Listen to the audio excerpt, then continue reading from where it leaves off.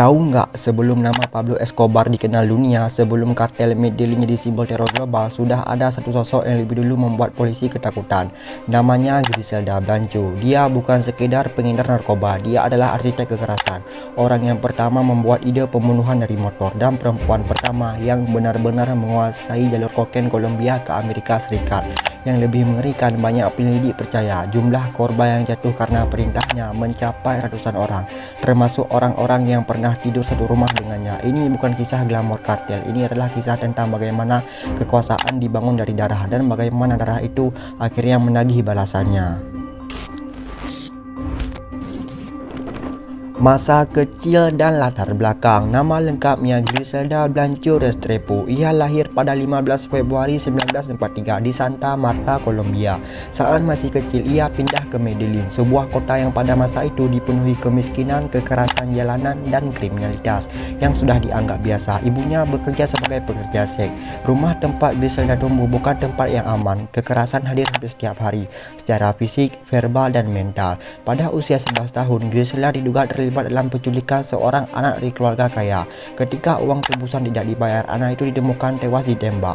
Apakah Griselda yang menjadi pelaku tidak pernah terbukti secara hukum, tapi sejak saat itu satu hal jelas, nyawa manusia tidak pernah punya nilai besar di matanya. Langkah pertama ke dunia gelap. Memasuki usia remaja, Griselda mulai bertahan hidup dengan cara jalanan, mencopet, merampok, dan terlibat jaringan kriminal kecil. Di sanalah dia belajar satu pelajaran penting. Orang yang paling ditakuti adalah orang yang paling berkuasa. Dia menikah di usia muda, namun hubungan itu dipenuhi kekerasan dan konflik. Tak lama kemudian, suaminya tewas secara misterius. Tidak ada yang bisa membuktikan keterlibatannya. Namun ini akan menjadi pola dalam hidup Griselda.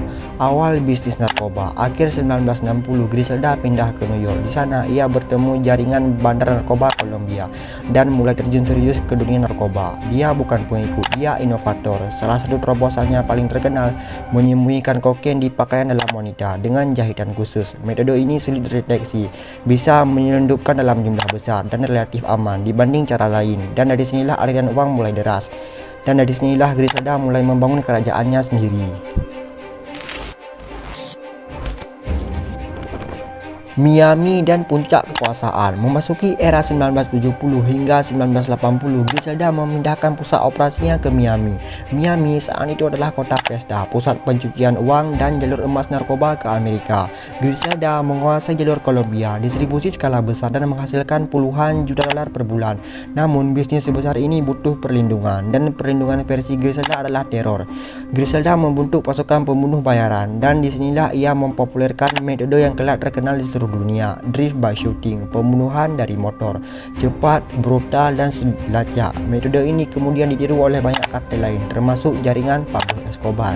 Bagi Griselda, pengkhianatan kematian, kegagalan kematian, bahkan kecurigaan kecil kematian. Estimasi korban Griselda mencapai 250 orang. Beberapa sumber menyebut lebih. Keluarga dan kontradiksi. Griselda menikah 3 kali dan ketiga suaminya tewas. Suami pertama tewas misterius, suami kedua ditembak, suami ketiga dibunuh atas perintahnya sendiri. Ia memiliki 4 anak, salah satu bernama Michael Colornio Blanco, diambil dari film The Godfather. Ironisnya, dia dikenal sangat menyayangi anak-anaknya, namun di luar rumah dia adalah pemimpin buruk bagi siapapun. Kejatuhan Griselda. Pada akhirnya kekejaman itu jadi bumerang. Terlalu banyak darah, terlalu banyak musuh, dan terlalu banyak saksi. Pemerintah Amerika Serikat menjadikannya target utama. Griselda ditangkap dan dipenjara puluhan tahun. Di balik jeruji besi, kekaisarannya runtuh. Jalur narkoba direbut kartel lain. Namanya perlahan menghilang.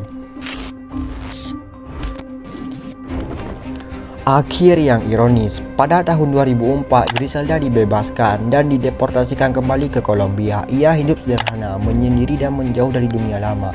Namun masa lalu tidak pernah lupa alamat. 3 September 2012 di kota Medellin, Griselda sedang berbelanja di pasar. Saat ia keluar, seorang pria bermotor mendekat, satu tembakan di kepala. Metode yang sama yang dulu ia ciptakan sendiri.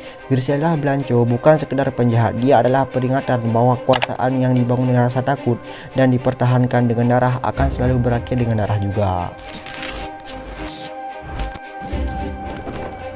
Psikologis dan kekuasaan. Untuk memahami Griselda Blanco, kita harus memahami satu hal penting. Dia tidak pernah merasa aman. Sejak kecil hidupnya diwarnai kekerasan, pengkhianatan, rasa takut kehilangan kendali. Bagi Griselda, kekuasaan bukan soal uang, kekuasaan adalah jaminan hidup. Dia percaya, jika mereka takut padaku, mereka tidak akan pernah menyakitiku. Inilah alasan kenapa reaksinya selalu ekstrim. Satu kesalahan kecil dibayar dengan kematian, bukan karena perlu, tapi karena takut kehilangan kontrol. Perang Kartel Miami era 1980 dikenal sebagai kokain era koboi. Miami berubah jadi zona perang. Setiap minggu mayat ditemukan di parkiran. Tembakan terdengar di siang bolong. Restoran dan klub jadi lokasi eksekusi. Dan di balik banyak kekacauan itu, nama Griselda sering disebut.